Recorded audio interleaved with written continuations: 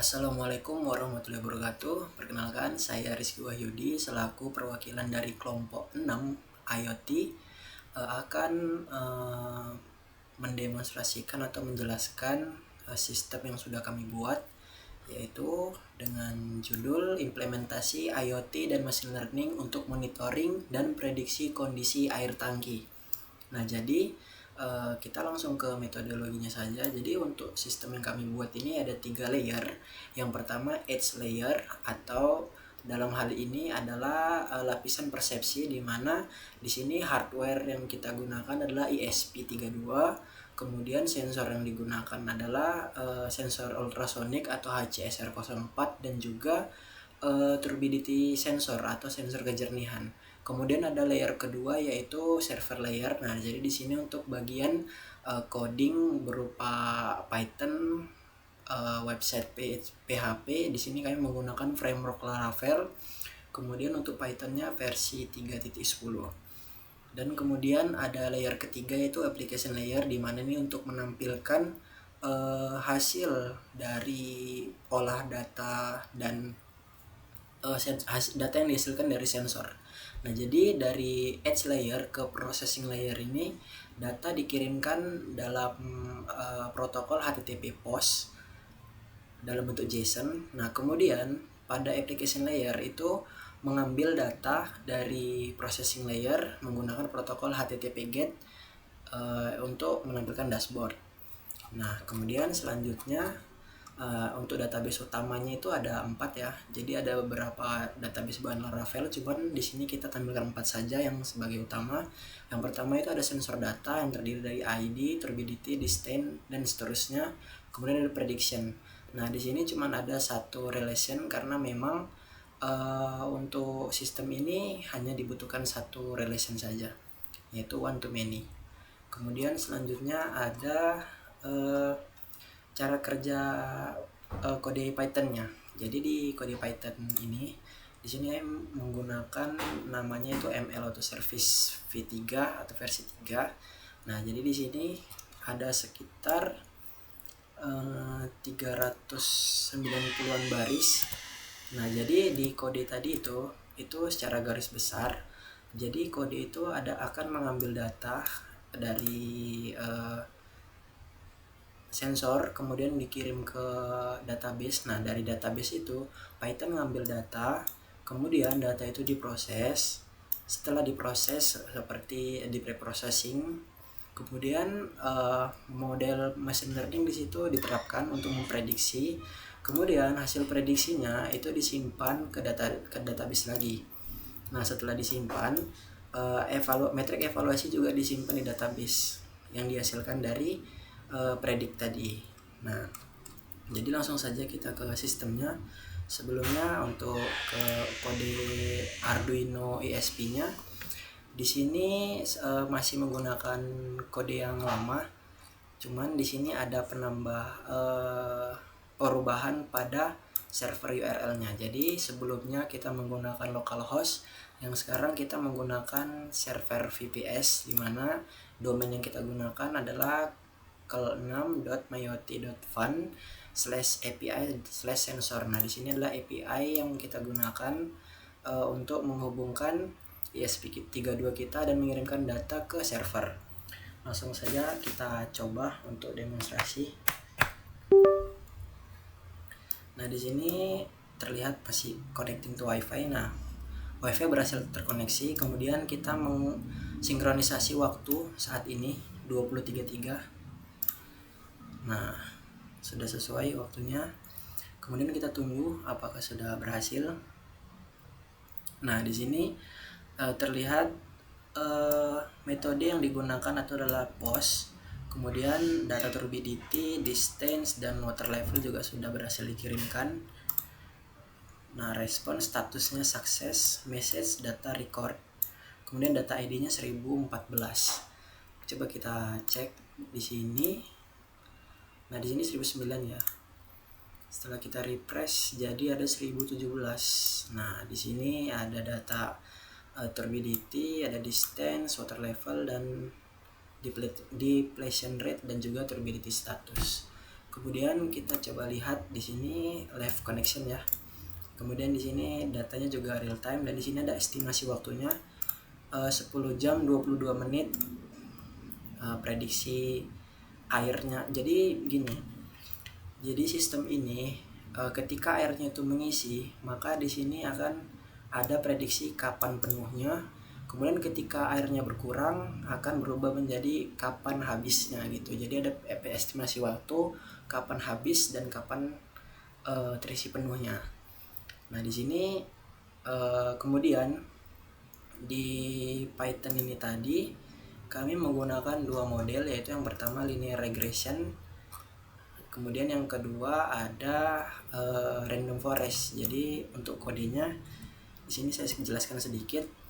Jadi sini seperti biasa import library, kemudian konfigurasi env dan database, kemudian hyperparameter. Kemudian di sini untuk mengoneksikan ke database, ngambil data sensor, kemudian ngambil data training, menyimpan hasil prediksi, dan juga menyimpan hasil evaluasi.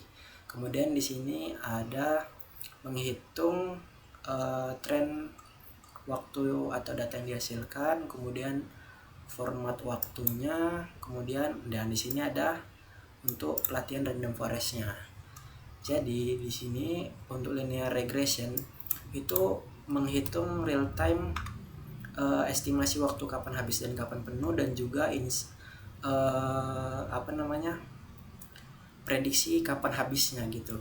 Nah sedangkan untuk random forest, random forest ini memerlukan banyak dataset lebih tepatnya, sehingga untuk penggunaannya itu kami gunakan adalah untuk pola penggunaan.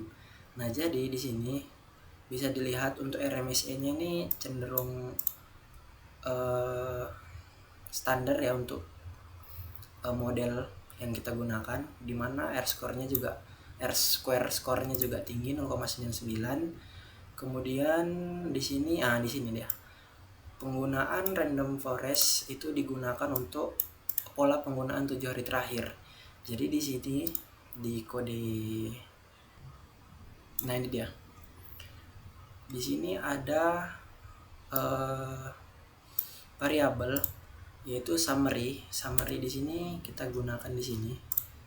Nah di dashboard, di summary ini, jadi terlihat bahwa kalau misalkan datanya kurang, nanti akan menghasilkan output belum ada cukup data. Tapi jika datanya sudah cukup, ketika hasil random forestnya ini sudah ada, maka di sini akan mengambil output berdasarkan variabel hari. Jadi harinya di sini dinamis ya.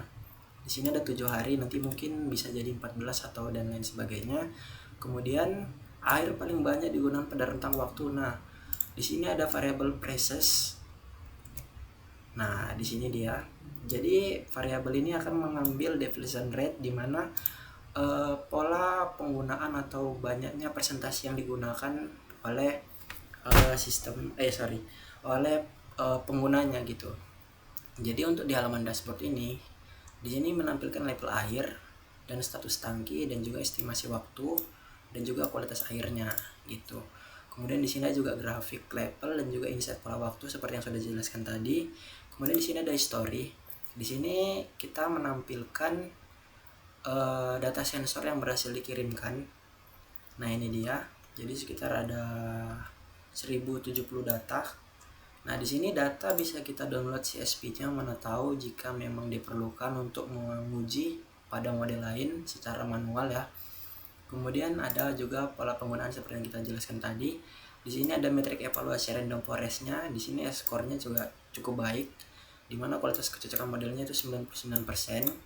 Walaupun di sini RMSE-nya cukup tinggi 0,57, tapi itu cenderung wajar untuk dataset kita yang cuma 1000. Kemudian di sini ringkasan pola waktu penggunaan seperti yang saya sebutkan sebelumnya. Kemudian sampel pola waktu penggunaan air. Ini yang dataset yang digunakan atau yang sudah dihasilkan dari yang akan dipelajari oleh model random forest. Jadi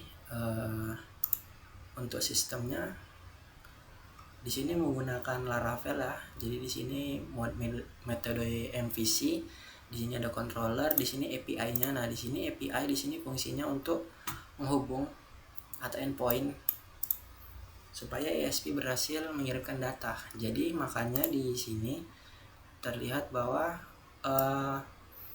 data dikirim ke sini ke 6.myiot.fun/api/sensor, dimana ini yang mana merupakan kode ini sensor controller.php begitu. Kemudian data juga sudah berhasil dan akan terus bertambah.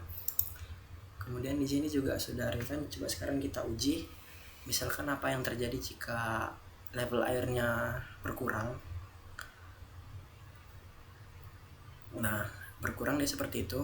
Status tangki berubah jadi waspada dan level air juga. Nah, kalau dia berkurang dia warna merah dan ada alert berkurang. Nah, itu berkurang berapa persen. Dalam sebenarnya itu seharusnya kecepatan ya, bukan berapa persen dia hasil penurunan.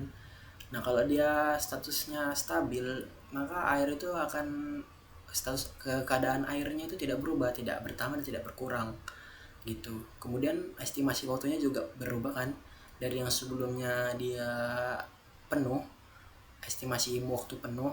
Nah, ini ada estimasi waktu habisnya. Nah, di sini random forest bekerja. Kenapa kita menggunakan random forest? Karena random forest ini menggunakan data real time gitu. Jadi nggak perlu banyak data, asalkan ada timestamp, kemudian data tersebut juga tidak terlalu banyak juga tidak apa-apa. Sedangkan untuk random forest itu memerlukan banyak data begitu. Dan kalau kita menggunakan like GBM itu juga kurang efektif jika digunakan untuk real time seperti ini begitu. Nah, juga kita pastikan juga di sini.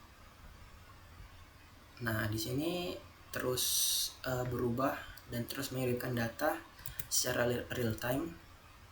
Jadi kurang lebih seperti itu sistem yang sudah dikembangkan saat ini. Di sini untuk file Python-nya sudah dijalankan menggunakan daemon atau supervisor yang fiturnya mirip cron job, di mana Python ini sudah berjalan otomatis di server VPS. Kurang lebih itu saja yang bisa saya jelaskan mengenai sistem ini sebagai perwakilan kelompok 6 IoT. Kurang lebih saya mohon maaf. Sudah dengan wabillahi taufiq wal hidayah. Wassalamualaikum warahmatullahi wabarakatuh.